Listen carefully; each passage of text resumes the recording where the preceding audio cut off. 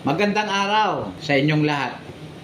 Ang tatalakay natin ay tungkol sa carrots. Alam nyo ba na ang carrots ay meron tayong makukuhang 5 mga bagay upang makakatulong sa ating kalusugan.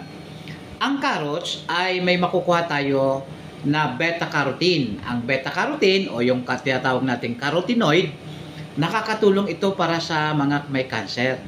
Nakakaalis ng mga free radicals. Ito rin ay nakakatulong para lumakas ang ating resistensya. Pangalawa, ang carrots ay may vitamin A, sagana sa vitamin A. Kaya yung mga kulang sa vitamin A, pagka kayo ay nanlalabo ang inyong mga mata, kailangan ninyo ang carrots. Kaya lang, huwag ninyong araw-arawin kasi pag araw-araw, maninilaw kayo. Ayan. Pangatlo, ang carrots ay napakahusay din para sa mga hindi makadumi. Yung tinatawag natin constipated. Maganda pagka uminom kayo ng carrots, kinabukasan pag kayo ay nagpalabas na ng inyong mga dumi sa katawan, ang kulay din niya ay kulay carrots din. Yan ang nagagawa ng carrots.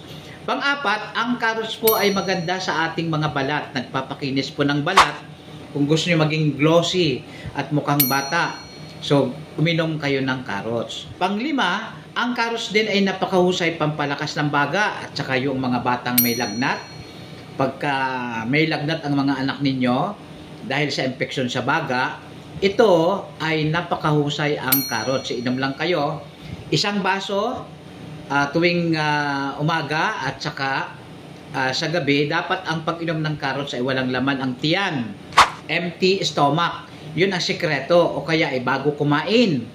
Kaya dapat every other day o 3 beses sa 1 linggo, iinom kayo ng carrots para ang inyong katawan ay lalakas. Dito lamang sa ating buhay at kalusugan. Lagi niyong tandaan, pag herbal, natural.